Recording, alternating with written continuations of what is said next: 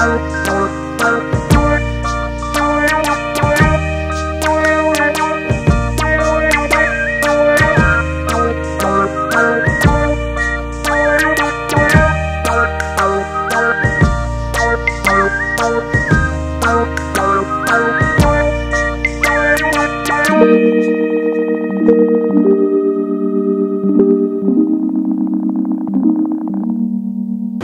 I'm going to introduce the next speaker, Michael Nugent, who's a writer, activist and blogger, and he's also the chairperson of the Atheist Ireland.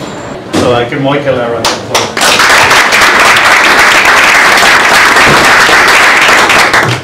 Well, thank you very much for inviting me here today. I'm going to talk today about how religion corrupts our sense of reality and corrupts our sense of morality, and how that affects our relationship with other animals on the planet.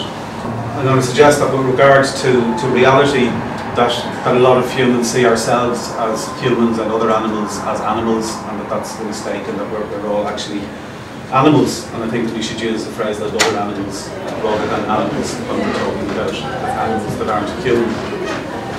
And with regards to morality, I'm going to suggest that we should be as empathetic and compassionate and as fair and cooperative with other animals as we are with ourselves.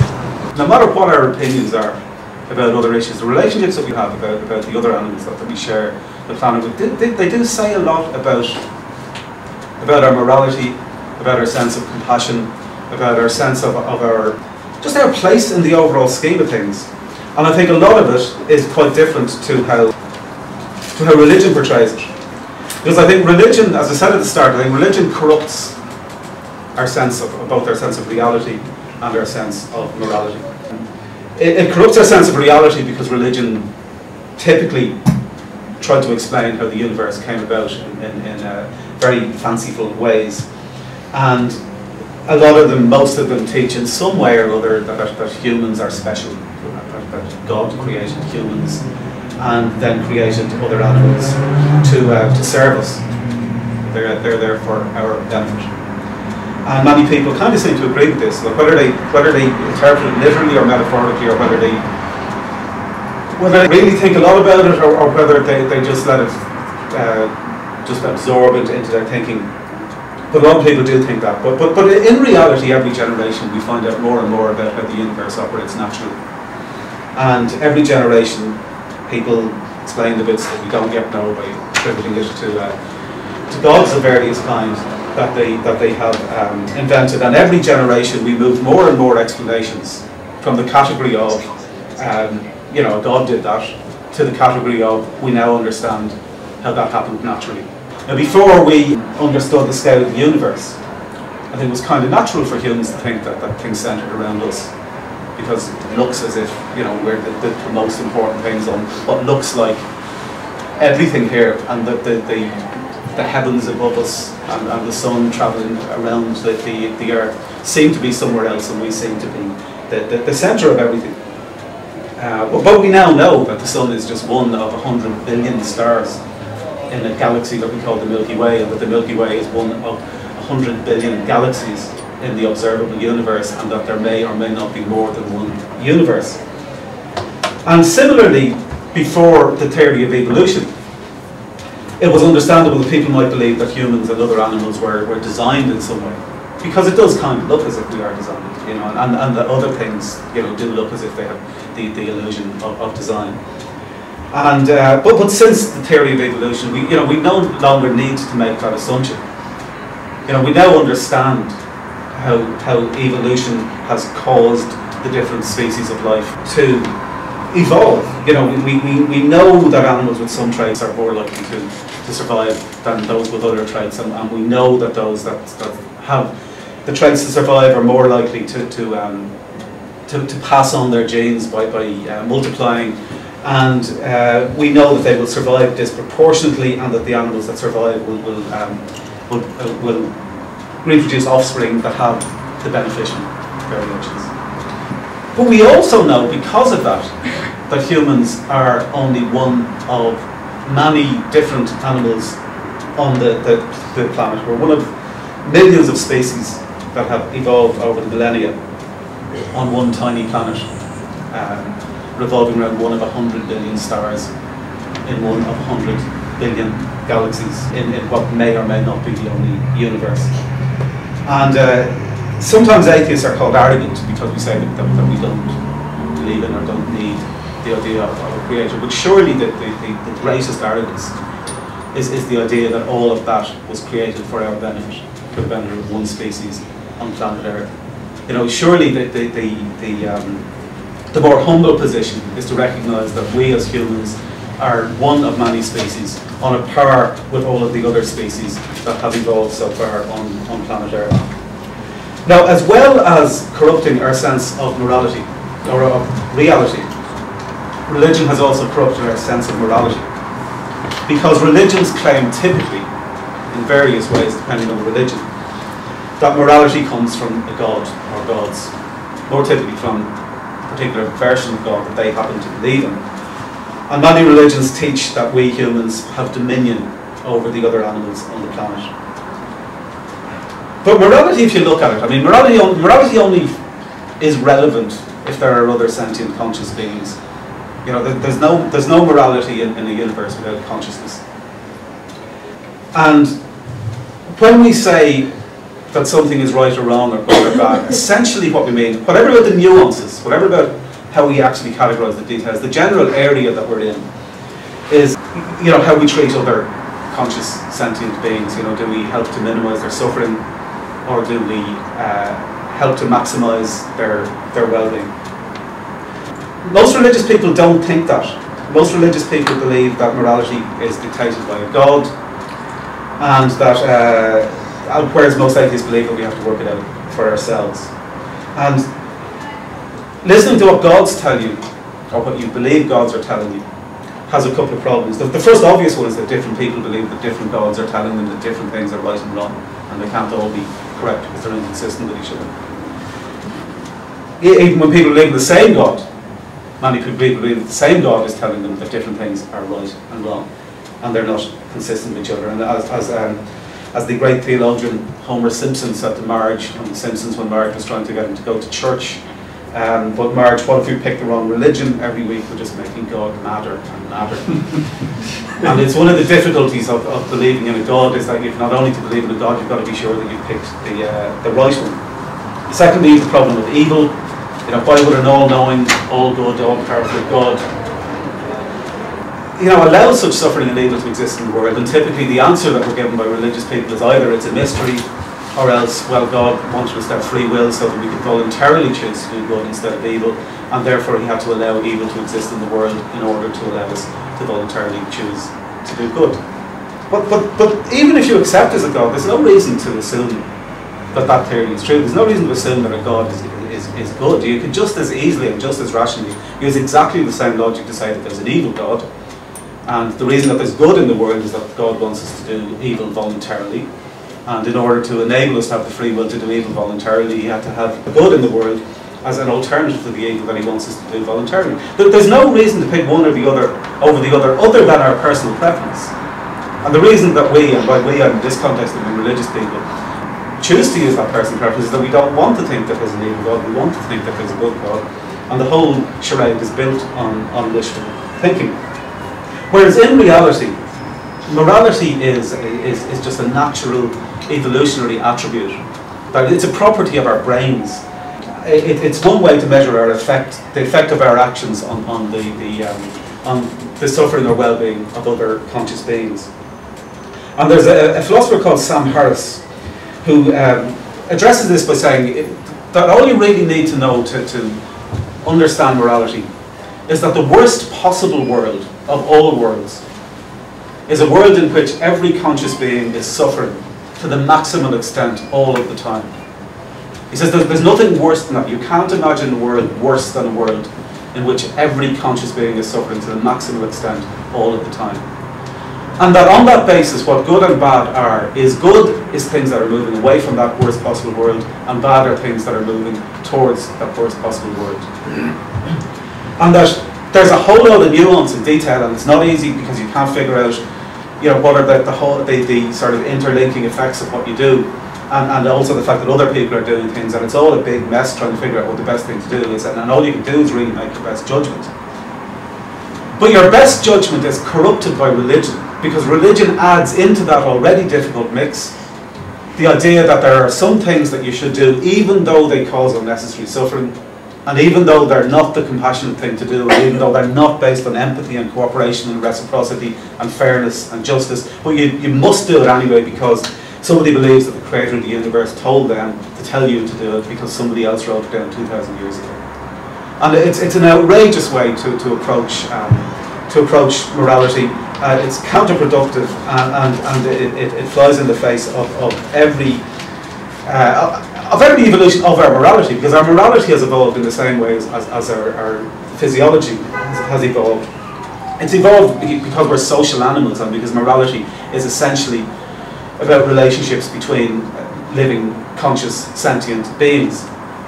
And our morality helps us to live together. We feel empathy and compassion for one another, and we cooperate on common goals, and we understand concepts of such as fairness and justice.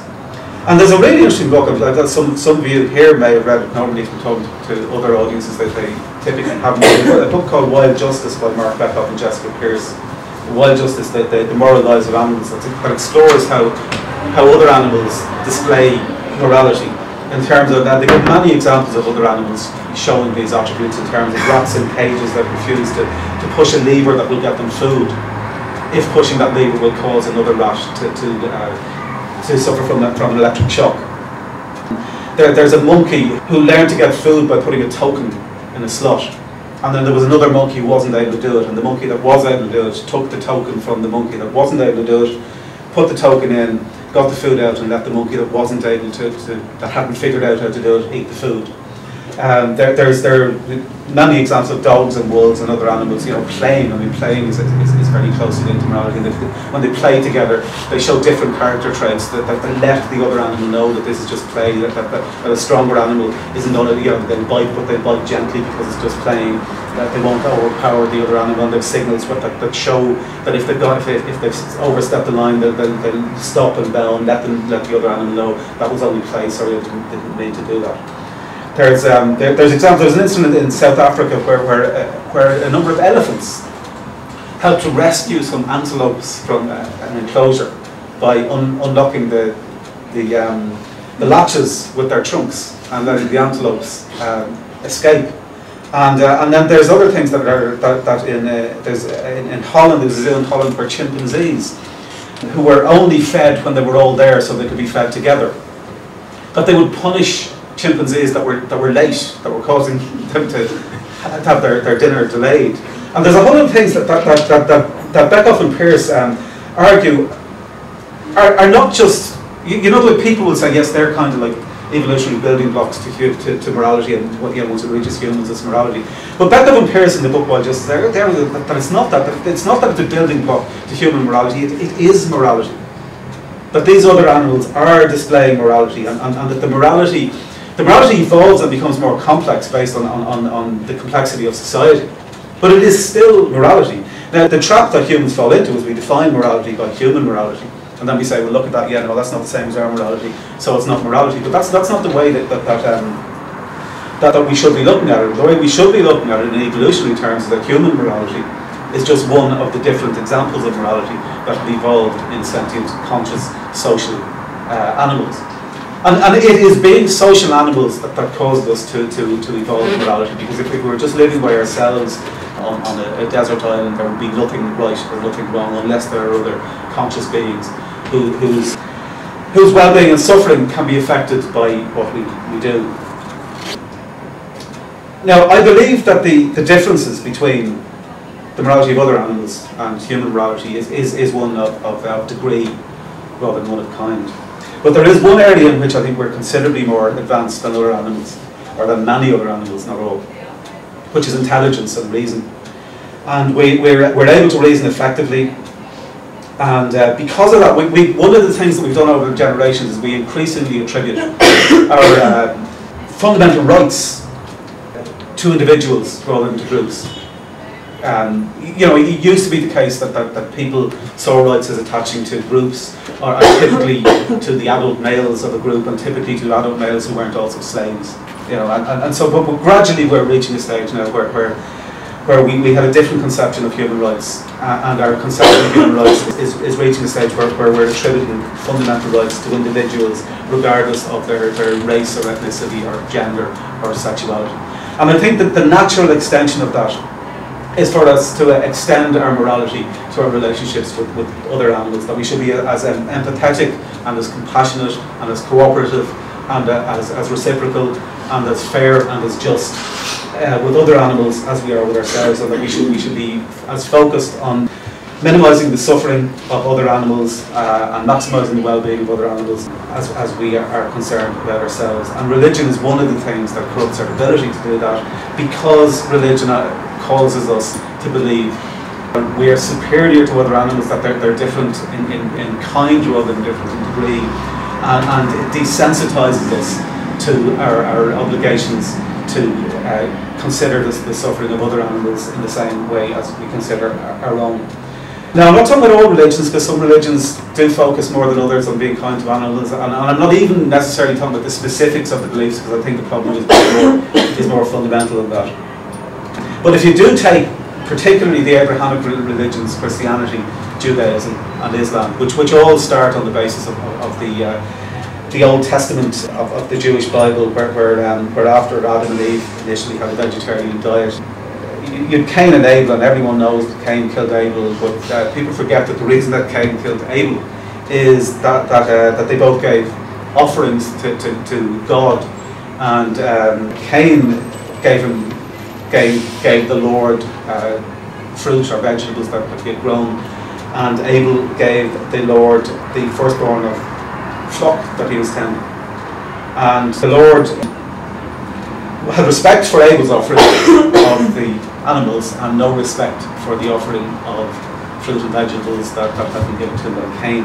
So God had already started off by showing his preference to have animals killed for him rather than having food given to him. Of course, the bit where vegetarians don't come to well out of that story is that Cain then killed his brother because he was pissed off at God and God not respecting his offering of fruit. So we'll ignore that bit for a second. And then you've got all these stories, you know, about when you reach as far as Noah and you know, coming out of the flood, the first thing he does is kill animals. You know, having rescued them all, throwing them into the yard, the first thing he does when he gets off the boat is kill some of them as an offering to God, who was pleased by the smell of the burning animals. But look, I'm not going to go through the whole Bible or the Quran, because that's not the point. The point isn't the specifics. The underlying idea, or the underlying problem rather, is the idea that we get our morality from these books that are written, you know, hundreds or thousands of years ago. And the underlying problem isn't even religion. The underlying problem is faith and dogma. And faith and dogma, but I'll just tell you what I mean by those, because different people mean different. By faith I mean believing anything disproportionately to the best currently available evidence. And by dogma I mean believing anything unquestionably.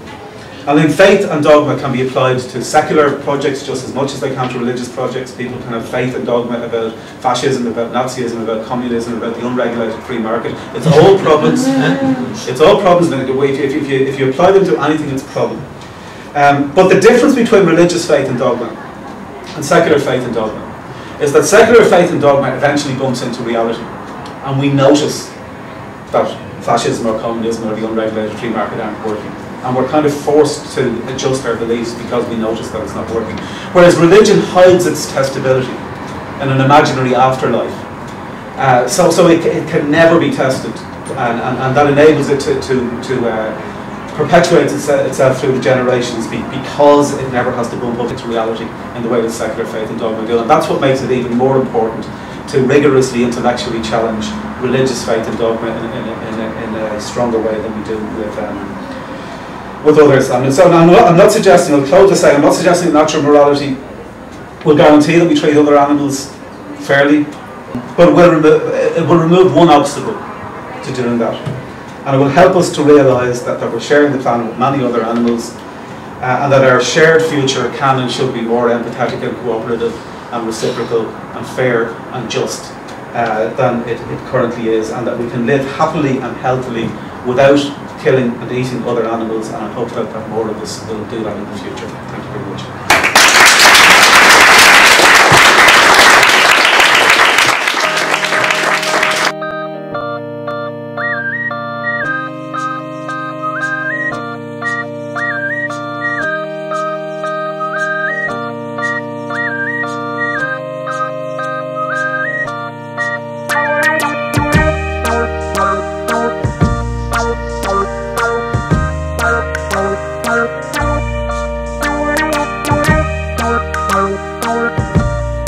Thank you.